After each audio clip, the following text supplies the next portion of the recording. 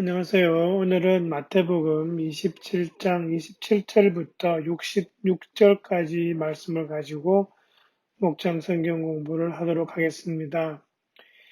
이 대목은 이제 예수님께서 잡히신 이후로 재판받으시고 이제 그 십자가형으로 돌아가실 그 장소로 이동하는 그 장면에서부터 실제로 돌아가신 장면까지 이렇게 나오는 대목입니다. 27절부터 31절을 보시면 그 예수님을 이렇게 끌고 갔던 그 로마 병사들이 예수님을 이제 그 골고다로 이렇게 이동시키기 전에 이렇게 예수님을 희롱하는 장면이 나옵니다.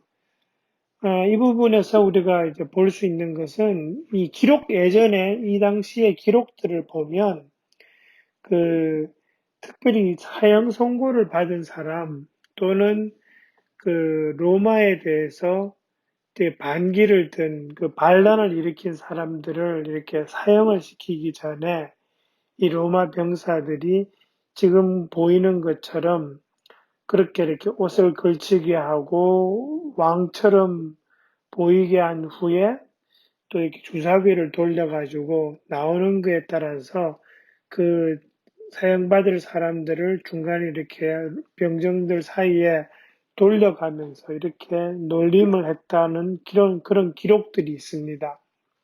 그래서 지금 예수님께 하고 있는 일이 바로 그런 건데요. 그러다 보니까 이 사람들이 한 그러한 희롱 중에 하나가 그 사람을 왕으로 세우는 거였는데 지금 예수님이 유대인의 왕으로 그렇게 지금 사형을 당하시는 장면이잖아요. 그러다 보니까 이 로마 병사들이 예수님을 놀리는 이 장면들이 지금 그들에게는 참 딱 맞는 장면이라고 그렇게 생각을 해서 그들 나름대로는 지금 되게 재미있게 하는 그런 아주 모욕적인 장면이라는 것을 우리가 알 수 있는 대목입니다. 그래서 보통 이 사람들이 왜 이러나라는 그런 생각을 하실 수 있는데 이러한 예수님을 조롱하는 것과 같은 이러한 장면들이 그 당시 그 로마 병사들이 자주 했던 그런 장면이라는 것을 우리가 한 번쯤 생각하면은 이해가 더 쉬울 것 같습니다. 그 다음에 이제 예수님께서 골고다로 이제 이동하시는 장면인데요. 거기에서 이제 예수님이 십자가를 지고 가실 정도로 그렇게 튼튼하지 못한 이미 많은 고초를 당하신 그런 상태이기 때문에 그 십자가를 지고 가시는 것이 힘든 상황이 됐습니다. 그러다 보니까 이 로마 병사들이 길 가다가 옆에 서 있는 사람 한 사람을 딱 잡아가지고 예수님의 십자가를 대신 지게 합니다. 그 사람이 구레네 시몬입니다. 이 구레네라는 것은 저희들이 아마 개혁 성경에 이렇게 했을 것 같은데 이걸 영어로는 사이린이라고 이렇게 부를 수 있는 지역인데요. 이게 북아프리카의 현재로는 리비아에 해당하는 지역입니다. 그러니까 그 당시에 이 지역이 로마의 점령 지역이었고요. 유대 사람들이 이 지역에 많이 살았다고 합니다. 그러니까 그 지역에 살던 이 시몬이라는 사람이 이제 유월절을 지내러 예루살렘에 온 거죠. 그리고 예수님이 지나가시던 그 길가에 있었던 겁니다. 근데 이 구레네 시몬은 어디서 또 등장하냐 하니까 마가복음의 15장 21절에 보면 이 사람을 알렉산더와 루포의 아버지라고 이야기합니다. 그러니까 이 신약 성경을 읽던 사람한테는 알렉산더와 루포라는 두 사람이 아주 친숙한 인물이라는 것을 짐작할 수 있습니다. 다시 말해서 그 당시 신약 시대 교회에서 이 알렉산더와 루포가 아주 중요한 인물이었다라는 것입니다. 그리고 이 로마서 16장 13절에 보면 사도 바울이 루포의 어머니를 언급하면서 그의 어머니는 곧 나의 어머니이기도 합니다라고 하면서 이 루포라는 사람과 이 사도 바울이 아주 친숙하다라는 것을 짐작할 수 있는 그런 대목이 나옵니다.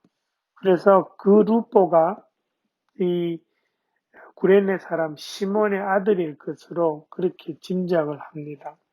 그 다음에 이제 예수님께서 가신 곳이 해골곳, 골고다인데요. 이 골고다라는 말이 아람어로 그 예수님 당시에 이 지역에서 사용하던 언어죠. 그 언어에서 해골이라는 뜻을 가진 말을 헬라 말로 번역하면서 생긴 것이 골고다입니다. 근데 그 골고다의 뜻이 해골, place of skull입니다. 그러니까 거기에 뭐 사람이 죽은 묻던 곳이든지 해서 해골들이 많았겠죠. 근데 그것을 이제 한글로 번역하면서 그냥 해골곳 이렇게 하다 보니까 이게 좀 상당히 그렇게 자연스러운 번역은 아닌 것 같습니다. 그러니까 직역해 버렸습니다. 해골곳. 그러니까 place of skull입니다. 그죠? 근데 우리가 또 이 친숙한 말은 갈보리라는 말인데요. 영어로는 캘버리라고 그러죠. 근데 이것은 해골을 의미하는 라틴어인 칼바리아라는 단어를 영어화한 것이 갈보리입니다. 그러니까 골고다, 갈보리라는 것이 같은 뜻이죠. 해골이 있는 곳, 이런 뜻입니다. 그 다음에 보시면은 예수님께서 이제 그 십자가에 매달리시기 전에 오셔가지고, 그죠? 이 로마 병사들이 포도주에다가 쓸개를 타서 예수님께 드립니다. 근데 이 당시 전통에 따르면 사형당하는 사람의 고통을 덜어주기 위해서 포도주에다가 신경을 이렇게 무디게 하는 그런 성분을 가진 약초를 넣어서 마시게 한답니다. 그런데 이제 이 예수님께서는 처음에는 예수님에 대한 선의의 표현으로 포도주를 주시는 줄 알고 마시려고 하신 것 같아요. 근데 마시다 보니까 쓴맛이 나니까 더 이상 마시지 않으십니다. 그러니까 그 당시 전통에는 이게 아니거든요. 그러니까 쓴맛 나게 하는 거는 아닌데 이 로마 병사들이 장난을 친 것 같아요. 그런 식으로 해서 쓴맛 나는 그런 포도주를 맛보신 예수님께서는 더 이상 그 부분을 마시려고 하지 않으십니다. 그죠? 그 다음에 이제 예수님께서 못 박히십니다. 이제 십자가형에 대해서 잠깐 설명을 하고 넘어가려고 하는데요. 이 십자가형은 사람을 죽이는데 아주 고통스럽게 천천히 죽어가도록 놔두는 그런 사형법입니다. 그래서 이 십자가형은 로마 사람들에게는 적용되지 않았습니다. 그리고 유대 사람들이 이 로마에 대해서 반란을 일으켰을 때 수많은 사람들을 본보기로 십자가에 매달았다라는 그런 기록이 있습니다. 십자가에 매달리면 그냥 오래 살면 한 2, 3일까지도 버틴답니다. 근데 시간이 지나다 보면 이제 마실 것도 없고 지치고 하다 보니까 사람이 처지잖아요. 십자가에 매달린 상태로. 그러면 숨을 쉬기가 힘들어집니다. 그러면 이 사람들이 숨을 쉬려면은 다리에 힘을 주고 상체를 들어 올려야 되는데 들어 올리는 그 과정이 또한 고통스럽습니다. 그러다 보니까 이 사람들이 매달려 있는 상태로 다리로 버티다가 이제 끝내는 질식사하게 되는 그것이 십자가형입니다. 그러니까 이제 십자가형을 받은 사람을 빨리 죽이려고 하면 다리를 부러뜨린다고 합니다. 그래서 보시면은 예수님 그 옆에 있는 강도는 다리가 부러집니다. 근데 예수님은 일찍 돌아가시기 전 때문에 그런 것을 면하시거든요. 그러니까 이제 그 다리를 부러뜨리게 되면 그 몸을 못 받치게 되니까 숨을 못 쉬고 또 빨리 죽게 되는 그런 게 이제 이 십자가형입니다. 우리가 십자가 그러는데 그것이 얼마나 고통스러운 것인가를 좀 이렇게 이해하기 위해서 말씀을 드리는 겁니다. 그러니까 손과 다리에 그 못이 박히는 것은 이러한 오래 매달려 있는 그 고통에 비하면 상대적으로 덜한 고통이라는 그런 말까지 나옵니다. 그 다음에 보시면 이제 예수님께서 돌아가시는 장면인데요. 3시쯤에 그 어둠이 깔려있는 그 상태에서 예수님께서 십자가 위에서 마지막으로 엘리 엘리 라마 사박다니라고 말씀하십니다. 그 마지막 말씀의 뜻이 나의 하나님 어찌하여 나를 버리셨습니까? 입니다. 이 대목은 사실은 우리로 하여금 많은 것을 생각하게 하는 말씀입니다.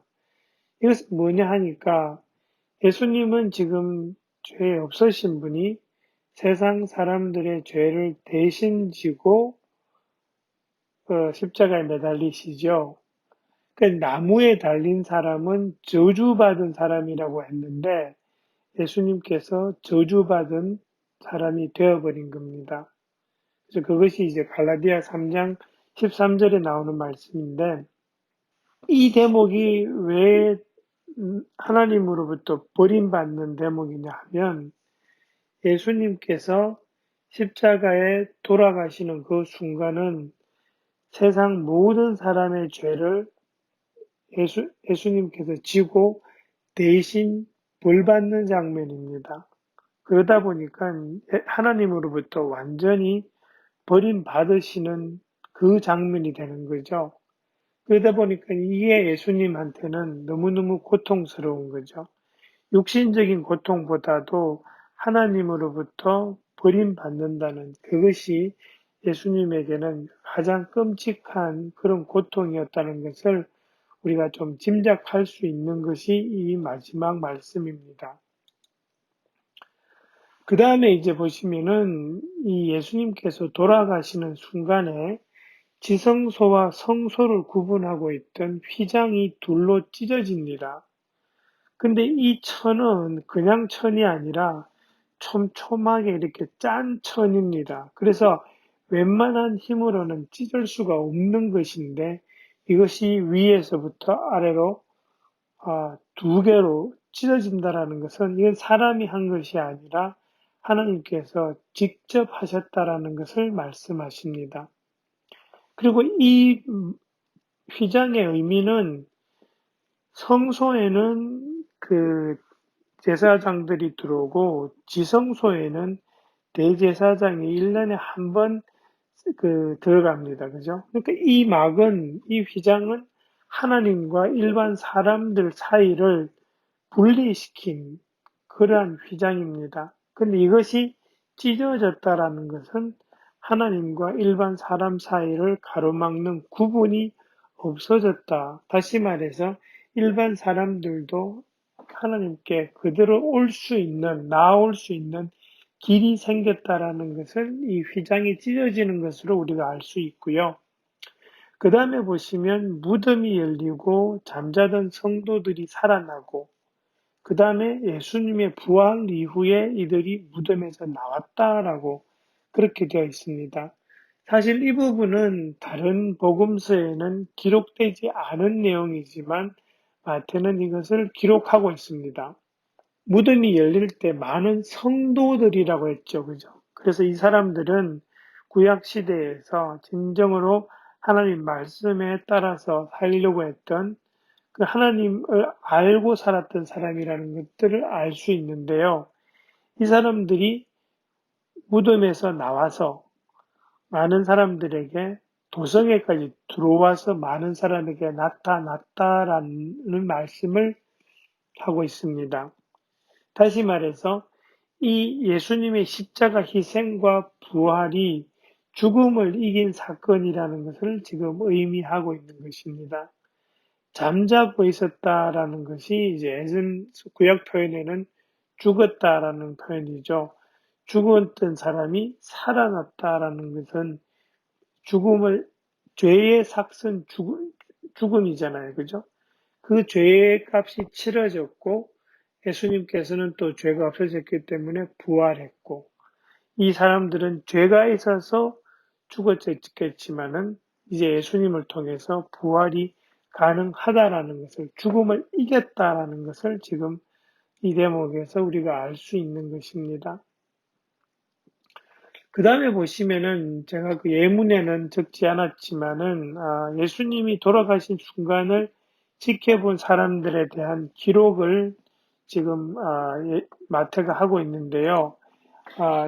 이 기록은 사실은 마태, 마가, 요한복음이 모두 기록하고 있는데 내용들이 조금씩 다릅니다.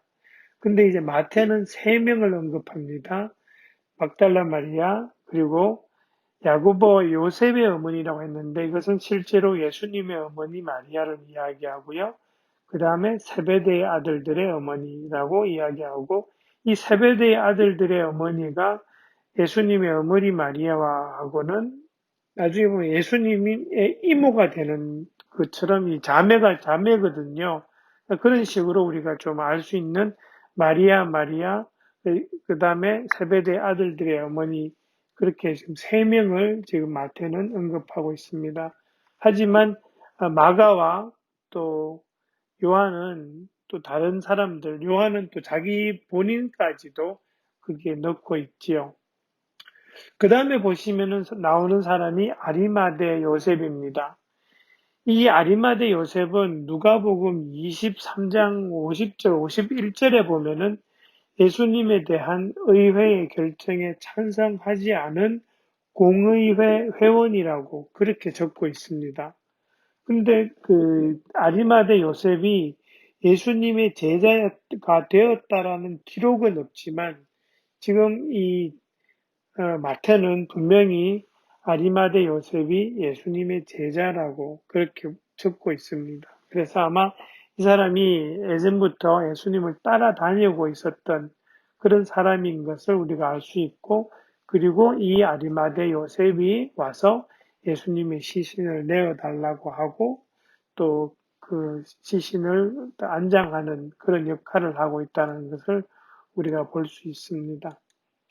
예, 제가 2장을 하다 보니까 또 석장까지 넘어가려니까 양이 너무 많고 해서 좀 이렇게, 좀 참고를 하고 싶은 그런 부분만 그렇게 좀 여러분과 함께 나누어 보았습니다. 네, 이 내용을 통해서 또 목장 식구들과 함께 다음 주에 또 설교 말씀에서 맞이할 대목들을 미리 한번 살펴보시는 그런 시간 되시기를 바랍니다.